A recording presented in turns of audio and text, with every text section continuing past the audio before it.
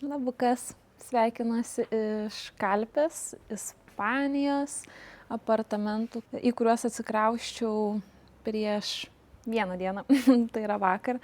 Ir sugalvojau padaryti tokį video tema apie tai, kas smagiau - Tenerife ar Gran Canaria. Kadangi pernai metais mėnesį myniau dviratį Tenerifei, o šiemet mėnesį praleidau Gran Canarijoje, susidariau šiokį tokį vaizdą ir patirtį ir galiu truputėlį geriau palyginti, kas mano manimu ir mano nuomonė yra smagiau, fainiau, galbūt labiau apsimoka ir bandysiu tai papasakoti.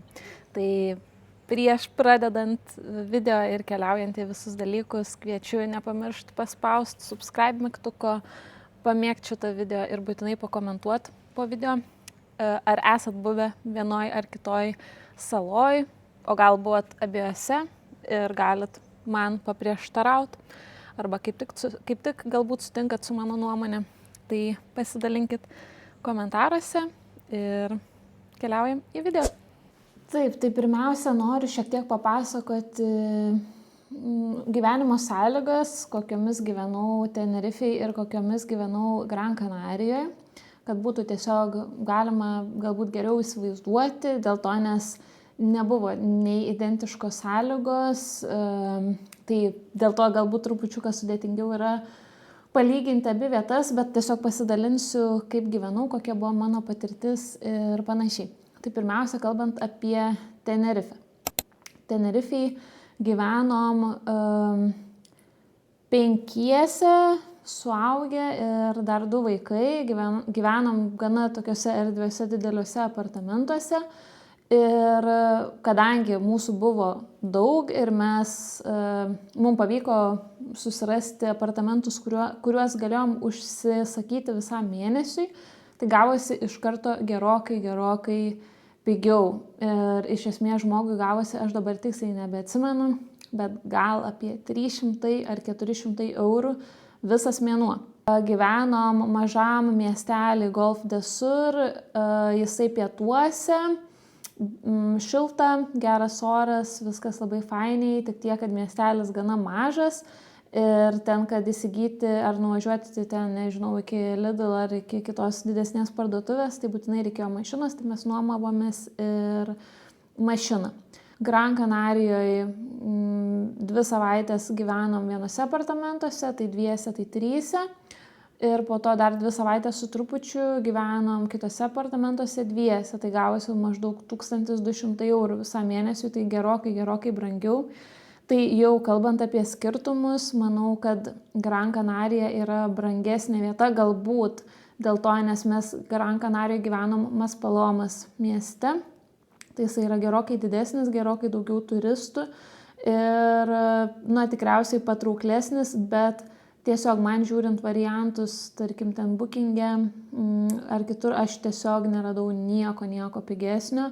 Ir kad užsisakyti kažką visą mėnesį, tai tiesiog nebuvo tokių variantų, nebent ten neadekvačios kainos, ten 10 000 eurų ir panašiai. Tai nesąmonė. Tai reikėjo taip skirstytis per kelias vietas gyventi. Bet mano patarimas iš karto būtų, jeigu tik tais yra galimybė, ieškoti apartamentų kiek įmanoma anksčiau. Manau, lapkritis net per vėlai šiek tiek ieškoti rugsėjį, spalį, jeigu jau turit planų iš karto keliauti kitais metais. Ir galbūt ieškoti apgyvendinimo arba ne tokiose populiariose vietose, kaip tarkim Maspalomas, bet ten buvo iš tikrųjų labai smagu. Didelis miestas, visko daug. Aplink tikrai lengva buvo rasti sporto salę. Tai Tenerifei gyvenom mažam miestelį, gavosi kur kas pigiau, o Gran Canarijoje gyvenom gana dideliam mieste su daug pramogų, bet gavosi gerokai brangiau, bet ir dėl to, nes mūsų gyveno mažiau. Ir ieškoti su kuo keliauti, nes 2, geriau 2 negu vienam, bet dar geriau 3, 4, tai tikrai bus pigiau ir sutaupysit ir bus smagiau, turėsit su kuo sportuoti. Dabar kalbant apie salų skirtumus, kalbant apie dviračių aspektą, tai pirmiausia, bent jau mano nuomonė tokia, kadangi gyvenau abiejose salose pietuose, tai mano nuomonė tokia, kad Tenerifei kelių tinklas, susisiekimas, maršrutų pasirinkimas skirtingų, tai yra lygumų, kalnų ir panašiai buvo gerokai didesnis. Galbūt tai buvo dėl to, nes Gran Canarijoje šiuo metu ir jau ilgą laiką keletas kelių yra uždaryti. Ir kai tie keliai uždaryti, tai tu prarandi galimybę sukti kažkokį tai ratą, tai dažniausiai turi važiuoti arba pirmyn arba atgal, arba daryti labai labai didelį ratą. Tai tokių 3-4 valandų maršrutų, bent jau kur aš myniau, buvo labai mažai, kad apsukt ratą. Tai gana greitai atsibodo. Nors iš kitos pusės Gran Canarijoje, bent jau nuo Maspalomas, buvo keli maršrutai tokiais slėniais, kuriais buvo galima pakankamai ilgai važiuoti lygumą. Tai irgi patogiau. Pavyzdžiui, Tenerifei, kur mes gyvenom, tai lyguma irgi gavosi ten pavažiuoti keli maršrutai, bet jie vis tiek yra tokie sąlyginai arba kalnuoti, arba daug eismo. Tai žodžiu, kalbant apie kelių tinklą ir maršrutus, mano nuomonė, Tenerife laimi, Gran Canarija kelių tikrai man pasirodė, kad yra mažiau, gal aš buvau per trumpai arba ne ten gyvenau, bet man pasirodė, kad tikrai labai labai greitai atsibodo tie maršrutai ir nebuvo daug variantų. Tada į tą pačią pusę, kalbant apie kelių kokybę, man pasirodė, kad Tenerifei kelių kokybė tikrai geresnė.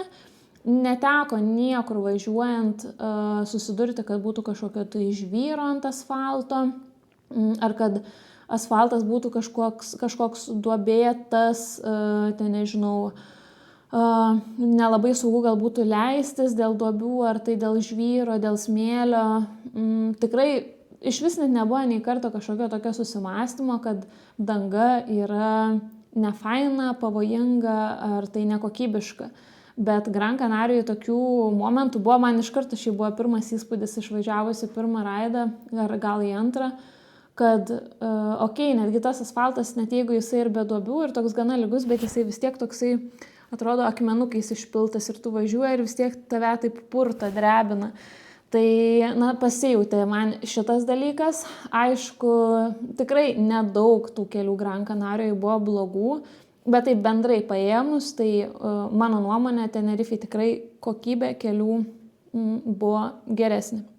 Dar ką paminėsiu, kad dviratį myniau abiejose salose tik pietuose daugiau. Tai yra, buvo ir rytų, ir vakarų trupučiuką paimtas salos, bet šiauriai aš nemyniau ir aš nekalbu apie šiaurę. Gal šiauriniai salų dalyje buvo, yra situacija trupučiuką kitokia. Tai nežinau. Kalbant dar į panašią pusę, tai yra eismą, kultūra vairuotojų abiejose salose nuostabi, sakyčiau. Man atrodo, kad Tenerifei daugiau turistų, dėl to, nes Tenerife turi Teidę, ugnikalnį, ir daugiau tų žmonių atvyksta į salą. Mano nuomonė, tai gal truputėlį dažniau susidurdavom su situacijom, kad gal kažkaip nesuper saugiai aplenkia arba ten užpyps ar kažką, bet ir Gran Canarijoje tokių variantų keletas per visą mėnesį pasitaikė, bet bendrai overall kultūra vairuotojų abiejose salose yra gera ir jautiesi keliuose tikrai gana saugiai. Kalbant apie eismą, labai priklauso nuo to, kur gyveni, bet man pasirodė, kad Tenerifei eismas tikrai yra gerokai intensyvesnis, tai yra daugiau mašinų, daugiau žmonių, sunkiau išvažiuoti iš miesto, bet čia daugiau kalba eina turint automobilį ir su automobiliu keliaujant. Mes, tarkim, kadangi turėjom automobilį Tenerifei, tai mes ir pajautėm, kad norint kažkur nukeliauti, nežinau, paturistauti, į kitą miestą nuvažiuoti, ypatingai laikotarpiu, tai yra valandom, kai žmonės keliauja į darbus arba keliauja namo, tikrai nustovėdavom net ir autostradoj kamštį, kur tiesiog tu autostradoj stovi vietoje arba labai labai lėtai važiuoji. Tai tas galbūt šiek tiek nefaina Tenerifei, bet su dviračiu aš nepasakyčiau, kad buvo kažkokių didelių problemų. Jo, kaimeliuose, miesteliuose, kur gana siauri keliai, tai faktas, kad ten nelysi prieš mašinų eilę arba tiesiog gali pravažiuoti šaligatviu kažkaip atsargiai, jeigu nėra pėsčiųjų. Gran Canarijoje aš to labai nepajaučiau, bet mes su mašina praktiškai nevažinėjom, patys neturėjom.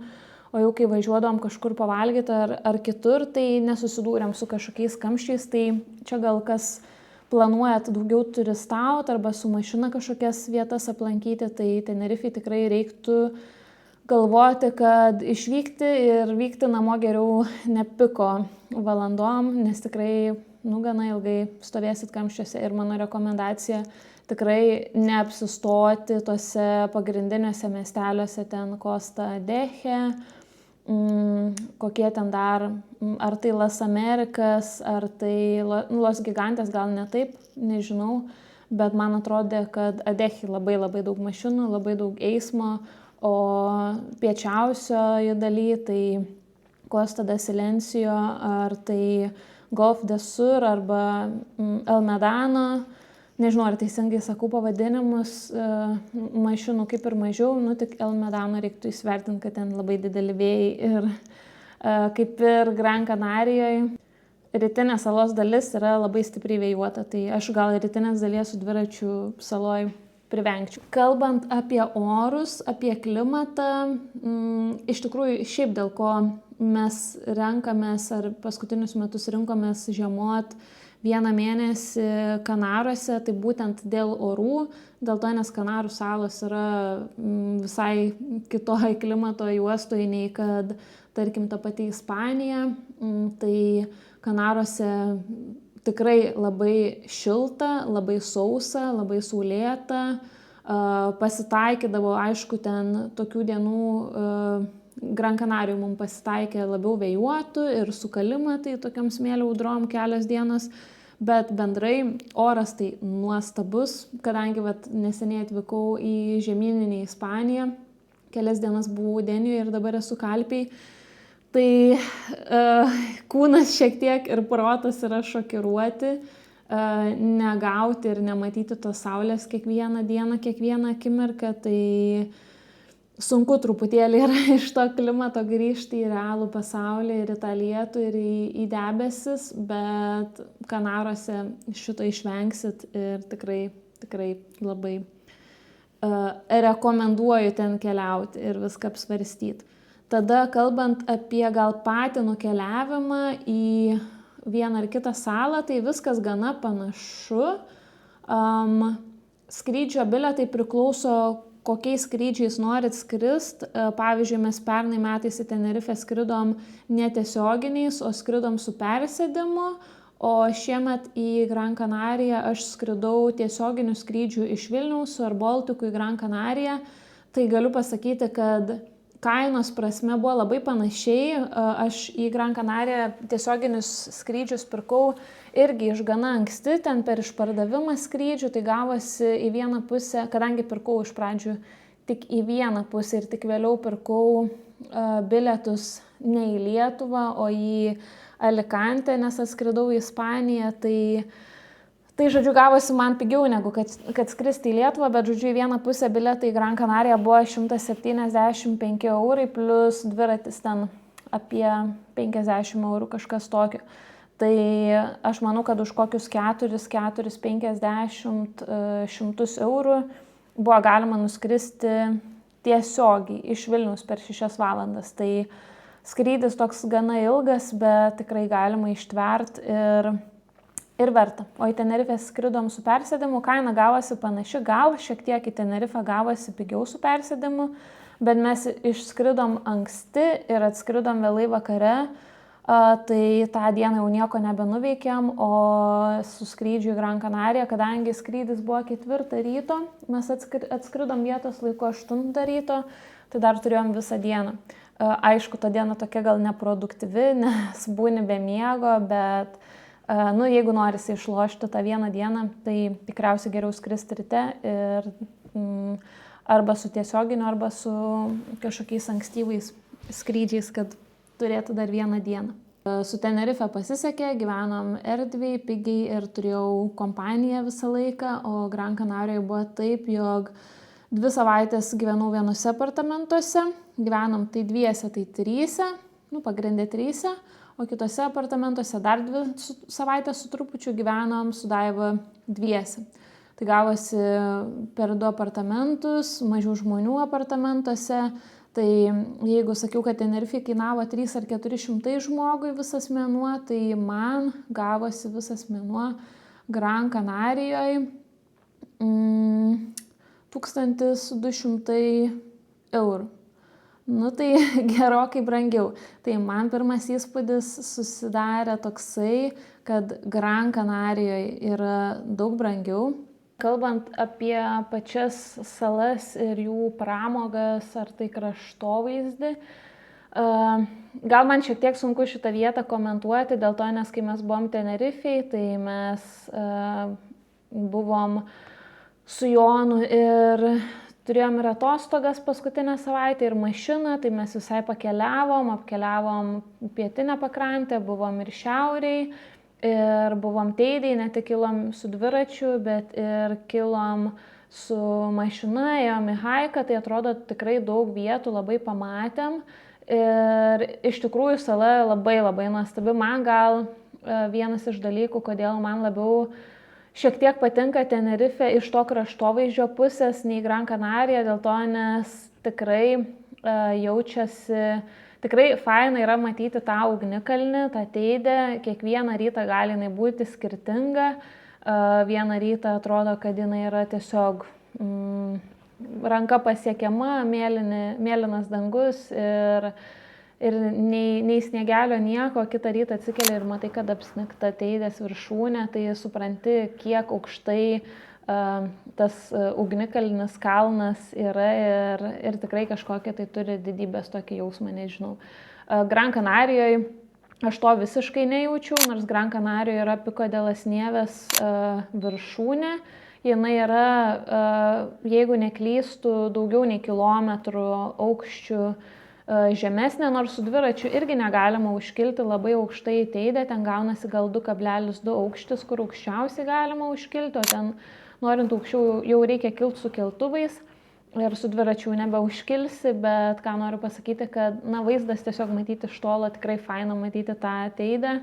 Dar toks vienas fun fact apie tą Teidę, kad Teidė šiaip yra vienas iš ilgiausių kilimų pasaulyje, kur galima užminti su dviračiu ir pagal kilimo ilgį, sakykim taip, priklauso nuo kurios pusės važiuosi, bet gaunasi ten praktiškai 50 km vien minti viršų, kol sukyli tuos 2,2 km aukštį, plus užvažiavus į viršų, ten irgi nėra taip, kad tik užvažiuoji viršų ir iš karto leidėsi, gaunasi, kad tokia plynaukštė visai reikia pavažiuoti, kur yra tokie labai gražūs lavos laukai, toks tikrai jausmas, wow, tu matai, kad tas ugnikalnis čia buvo išsiveržęs ir matai, kiek daug lava yra visko ten paėmusi, tai jausmas ir vaizdas tikrai labai fainas, užkilus į Gran Canarijos viršūnę į Pico, toks, kur faina, kaip ir gražu, bet kaip ir nieko įspūdingo,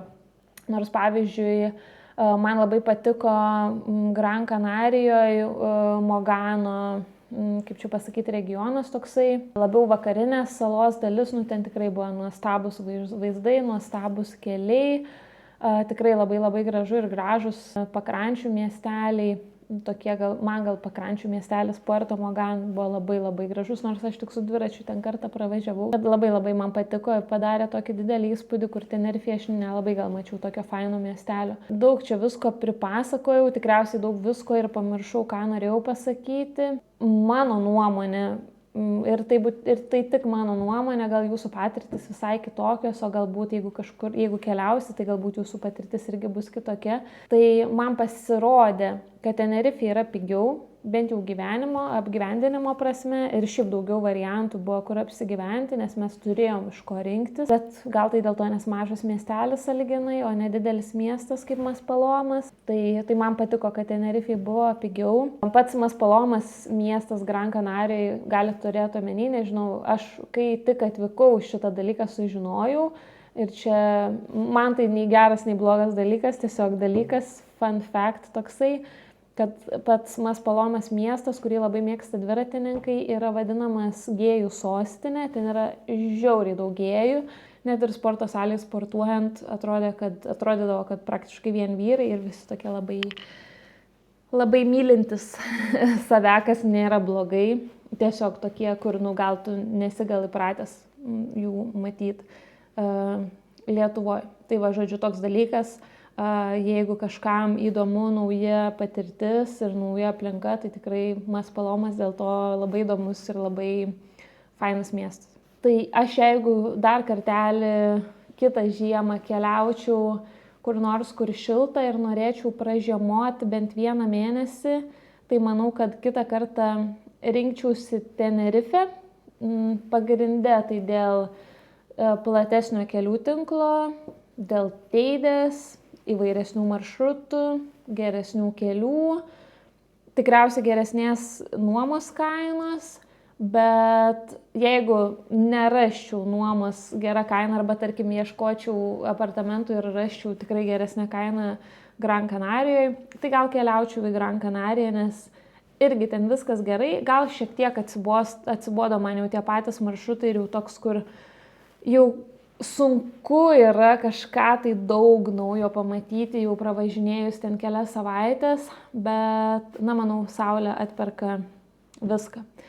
Tai jeigu svarstot, kur keliauti kitais metais, arba gal dar nesvarstot, bet pradėsit svarstyti, tai tikrai rekomenduoju Kanarų salas, nors irgi gal negerai taip sakyti dėl to, nes ten jau populiacija ir turistų yra žiauriai stipriai išaugusi ir jie susiduria su kitom problemom, kad vietiniai žmonės nebeturi kur gyventi, kad būsto kainos yra žiauriai išaugusios ir tikrai būti vietiniu Gran Canarijoje ir Tenerifėje, ypatingai tuose turistiniuose miestuose, yra žiauriai sunku. Tai jo, bet iš turizmo šalis salos tai yra tikrai daug uždirba, tai čia toks ir gerai, bet tuo pačiu ir blogai. Tai galima ir šitą dalyką apsvarstyti. Bet jo, Kanarai tikrai gera lokacija, ypatingai pietinė pusė, jeigu mėgstat saulę, karštį ir norit žiemą pabūti vasarai. Tai va, ačiū, kad žiūrėjot, palikit komentaruose, ką jūs rinktumėtės, kas jums atrodo fainiau. Jeigu jums patinka Gran Canarija labiau, tai nepykit už mano nuomonę. Gal tiesiog įtakojo tai, kad buvau su daugiau žmonių ir daugiau visko pamačiau ir pakeliavau ir ta gyvenimo rutina tokia buvo įvairesnė ir man palikusi didesnį įspūdį. Tai, bet kaip ir sakau, čia tiesiog mano patirtis, mano nuomonė ir būtų smagu, jeigu saviškę pasidalintumėt jūs. O aš Kalpiai dar būsiu iki kovo 25 dienos. Kol kas čia jau esu šiaip Denijoje, prieš tai buvau kelias dienas ir Kalpiai 1 dieną, tai kol kas tai pila lietus ir debesuota, tai orai nemotyvuoja, bet greitai turėtų pasikeisti ir galbūt pavyks truputėlį saulės ir šilumos pagaudyti čionais. Tai nežinau, ar kažką susuksiu iki grįžimo ar ne. Jeigu turit kažką, ką norėtumėt pamatyti iš Kalpės ar iš Denijos, tiesiog iš šito regiono, kažkas įdomu, parašykit komentaruose.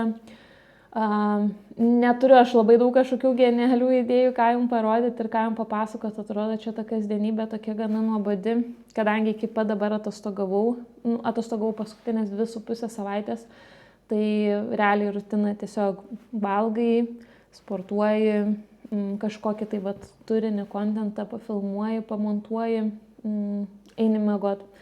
Tai gana nuobodu, bet kitą savaitę grįžtu į darbus ir nebus tiek laiko viskam, bet žodžiu, jeigu tik turit kažką, ką norit pamatyti, parašykit ir pabandysiu.